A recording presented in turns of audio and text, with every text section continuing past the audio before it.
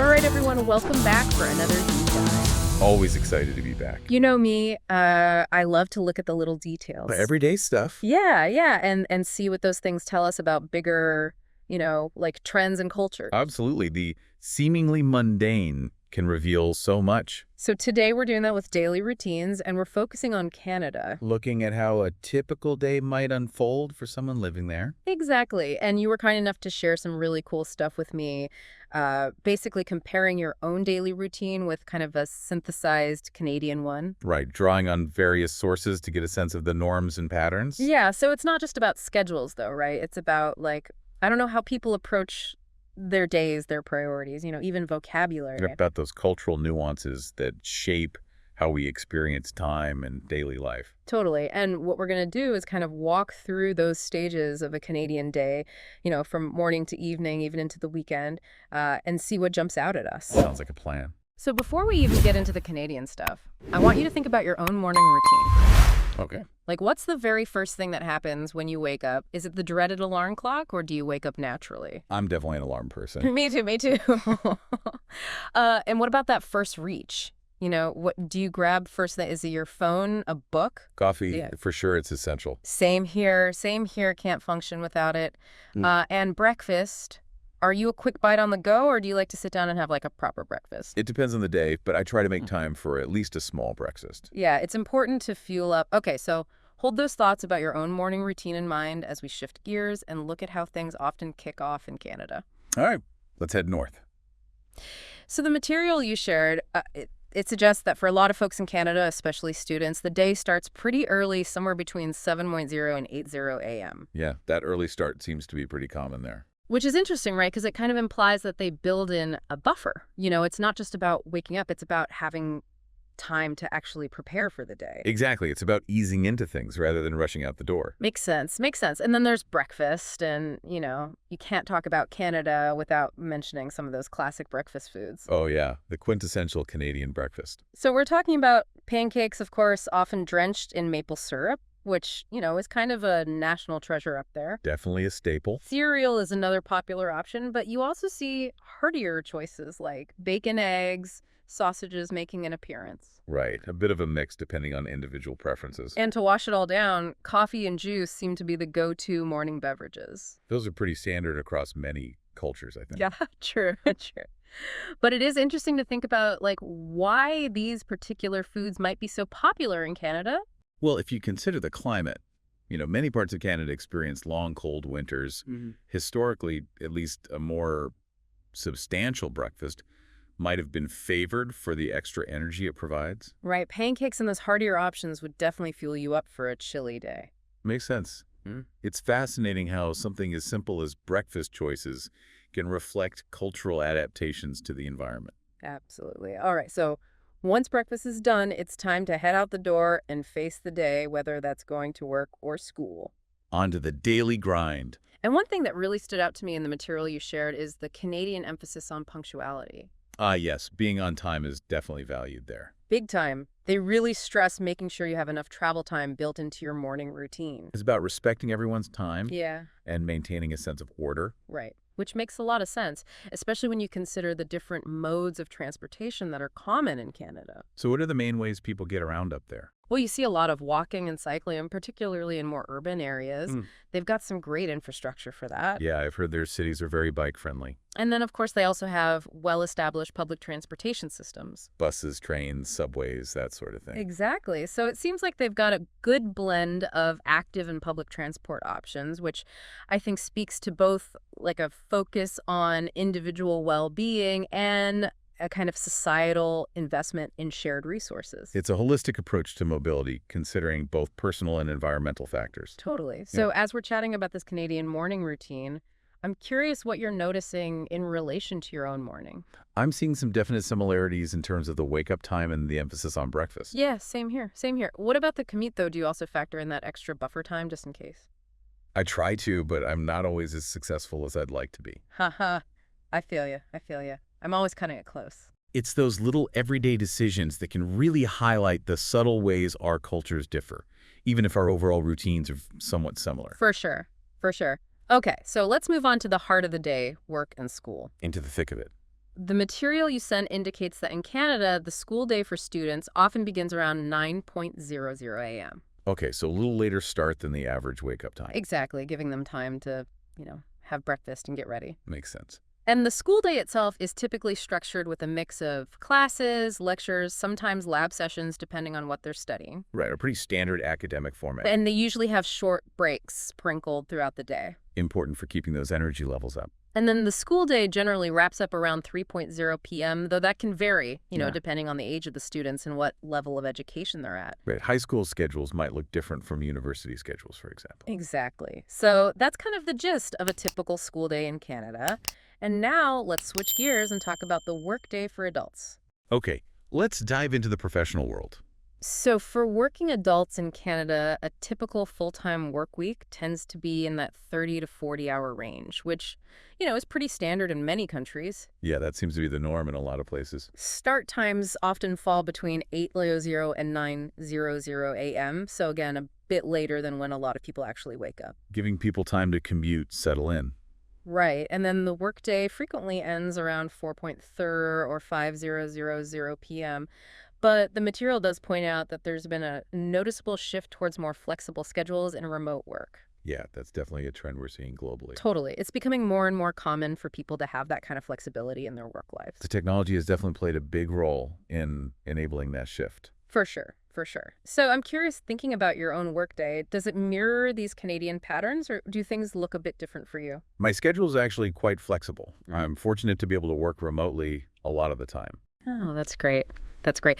I'm still tethered to the office for the most part, but I do try to take advantage of, the occasional work from home day. It's all about finding that balance, right? Absolutely. And I think it's really interesting to see how these different work models are evolving and how technology is shaping the way we approach our jobs.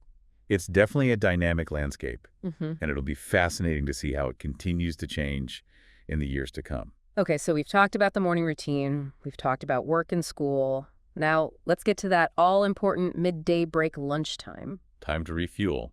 The material indicates that in Canada, lunchtime typically falls around 12:00 p.m. Pretty standard, I'd say. Yeah, that seems to be the norm in many places. And in terms of what people actually do for lunch, it seems like there are a few different options. Students might head to a campus cafeteria, Right, a convenient option for those on campus. while those in office settings could, visit nearby restaurants or cafes. Yeah, grab a quick bite or something more Okay. leisurely. Exactly. And of course, packing lunch is always a popular and practical choice. A classic for a reason. But what I found interesting is that lunchtime in Canada is often viewed as more than just a chance to eat. It's also an opportunity to socialize and connect with colleagues or classmates. Oh, that's nice. It's like a built-in social break. Yeah, exactly. It emphasizes that kind of interpersonal connection and community, even within the work or school day. I like that it's not just about fueling the body, but also about nurturing those social bonds. Totally. So thinking about your own lunch routine, what does it typically look like for you? Do you tend to bring your own, grab something out, or do you have access to a cafeteria? I usually bring my own lunch. It's just easier and more budget-friendly. Yeah, that makes sense. What about the social aspect? Do you prefer to eat alone, or do you value that time to chat with colleagues? I like a mix of both. Sometimes I need some quiet time to recharge, and other times I enjoy catching up with coworkers over lunch. Same here, same here. It really just depends on the day and the mood. Exactly. It's all about finding what works best for you. All right, so let's move on to the afternoon, which is when things tend to diverge a bit depending on whether you're a student or working in Canada. Right. Different paths for different folks. For students, the material highlights a strong emphasis on extracurricular activities.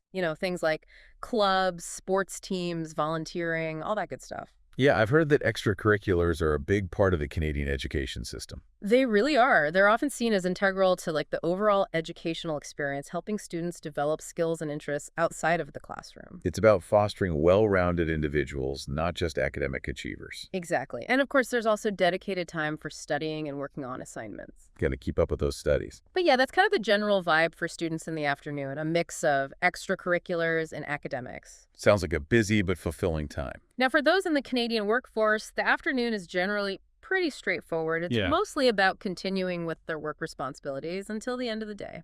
Okay, so a pretty standard afternoon for the working crowd. Yeah, they're heads down, focused on getting things done. The afternoon often represents that peak productivity period when people are really in the groove. Totally. So, reflecting on your own afternoons, what does that time typically involve once your main work or study is done?